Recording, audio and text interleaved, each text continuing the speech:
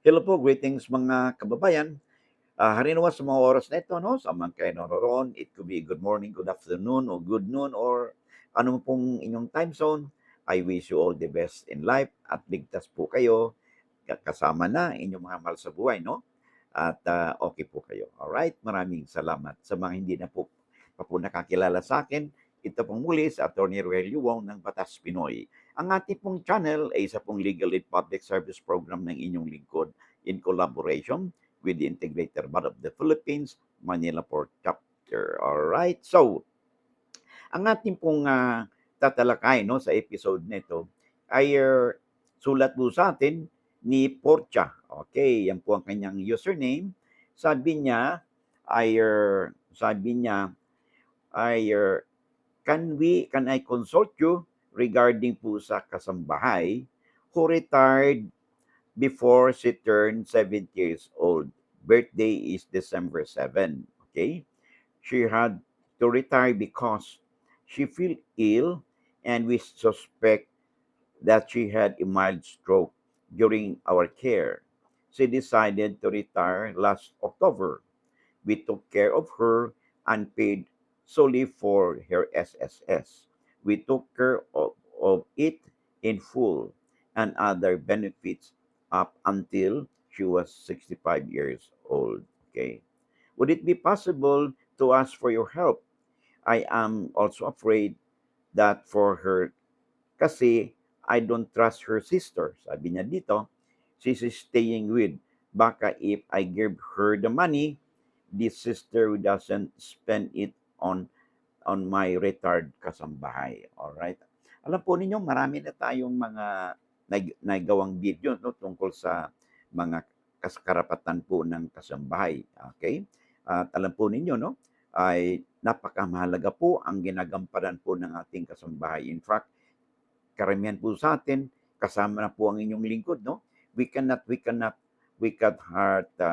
function well, no? Sa ating mga daily activities po natin, no?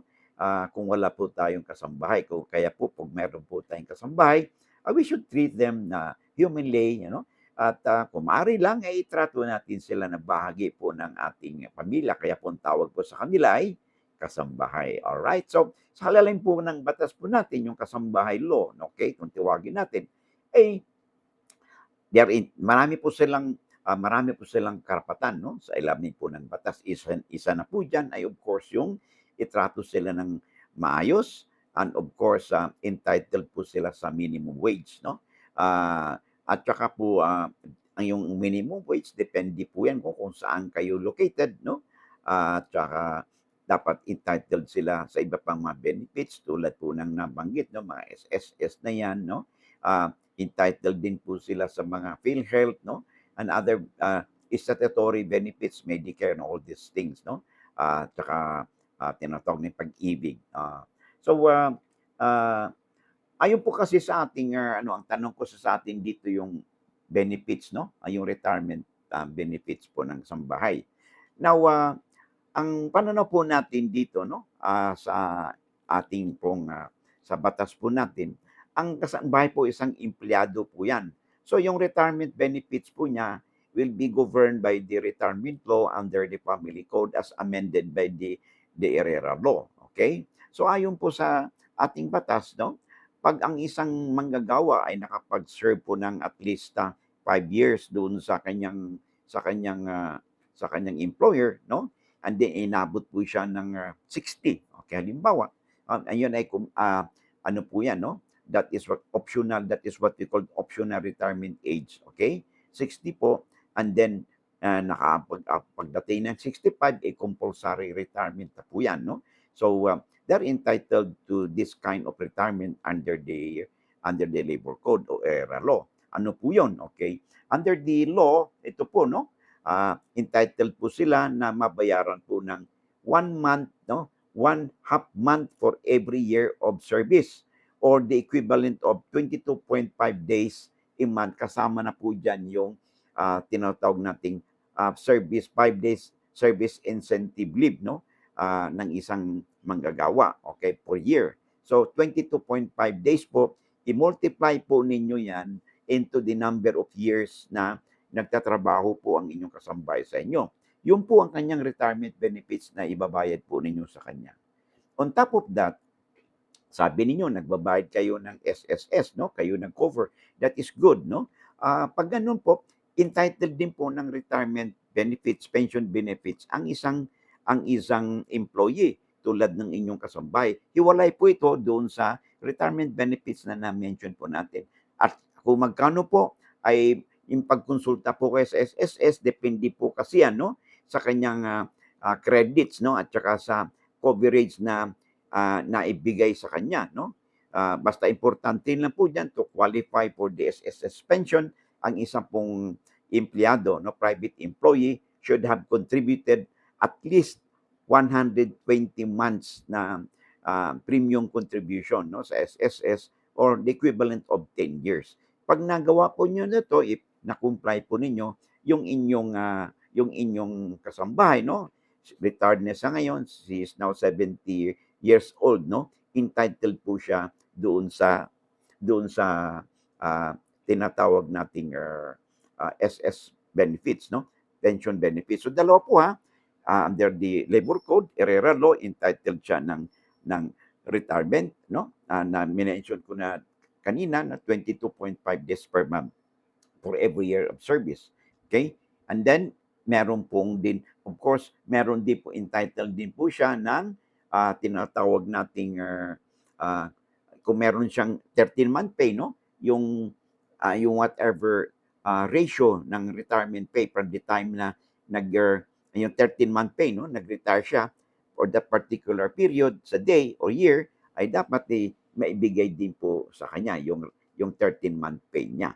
Okay? And of course, nandyan din po yung tinatawag natin sa SSS retirement benefits. Okay? Ngayon, sa issue naman na you don't trust na pag ibinigay po ninyong pera sa kanyang kapatid, baka hindi bigay. Well, that's already beyond your control, no? Ang mahalaga po is bayaran po ninyo yung kanyang retirement benefits under the law, yung labor code, no? Pagdating naman kasi doon sa SSS, siya na po mismo ang mag-aasikaso niyan.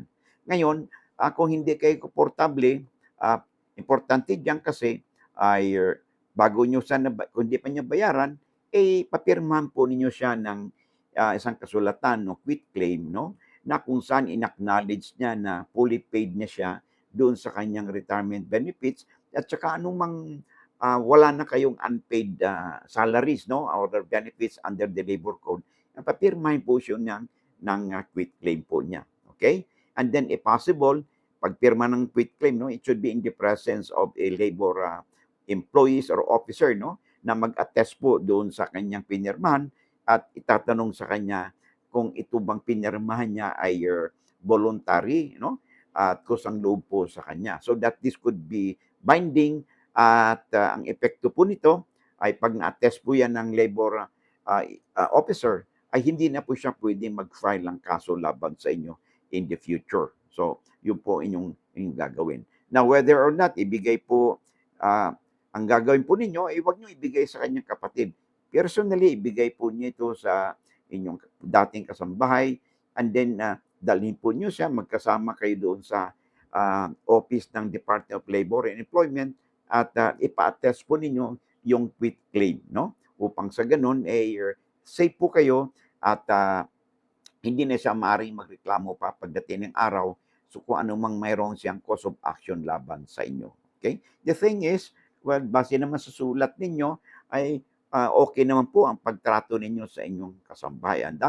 Yan po dapat ating gawin, no? Kasi kung wala po ating kasambahay, mahirapan po talaga tayo na maigawa po natin ang ating mga aktibidades, no? Sa ating pamilya, ganun na rin po sa ating pagtatrabaho. Okay?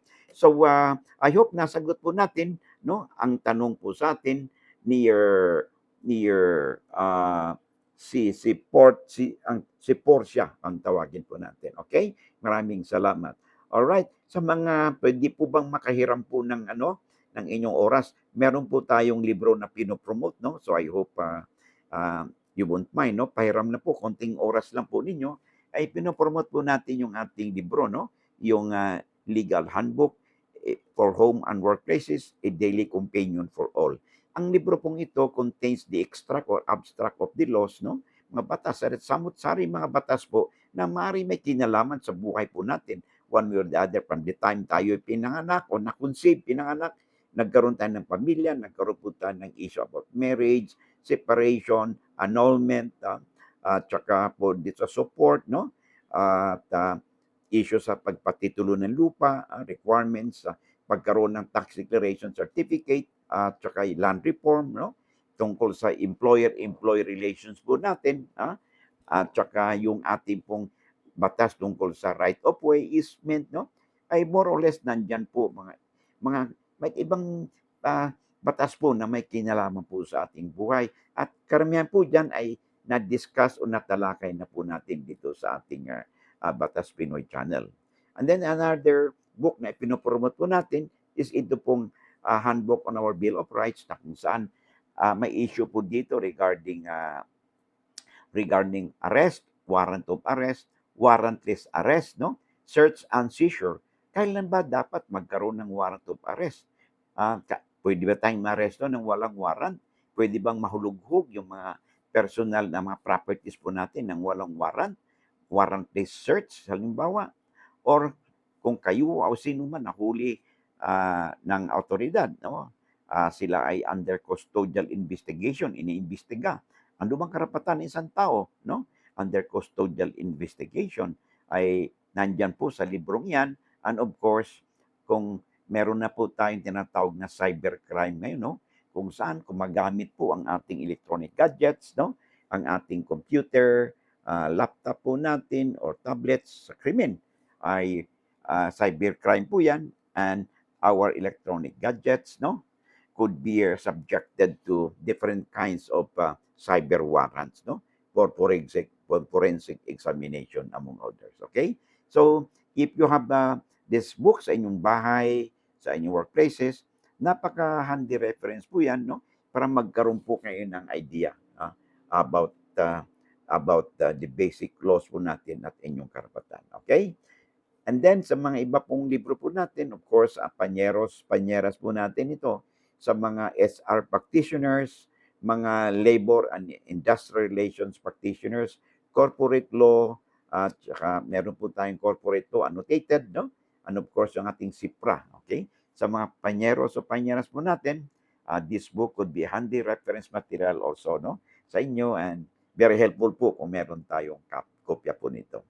These books po, no, are published by and distributed by Central Books, the leading publishers of law books in the Philippines, and they have branches in Mandaluyong, Makati, Manila, as well as in Davao and Cebu. You can order online, no? Paki-screenshot po if you're interested so that you can visit their website sa www.central.com.ph. Okay? They have free delivery po, no? Nationwide kung order po kayo. Okay? Maraming salamat. Alright. So bago tayo magpatuloy, no? So I hope if you sa makakapasok pa lang, no? Kung hindi pa po kayo napag-subscribe, no? Ay kung wala naman pong mawawala sa inyo, no? At wala namang bayad po ito if you find our videos interesting. Paki-click po ang subscribe, shares, and like buttons po natin upang sa ganun, and then matulungan po ninyo ang inyong abaglingkod na mapalawig pa natin ang ating advokasya na mabigyan po natin, no, ng legal na impormasyon, kaalaman ng ating mga kababayan, no? Because sabi nga natin lagi ay lamang na ang may alam sa batas. Maraming salamat, and I hope to see you again in the next video po natin. Bye-bye and God bless.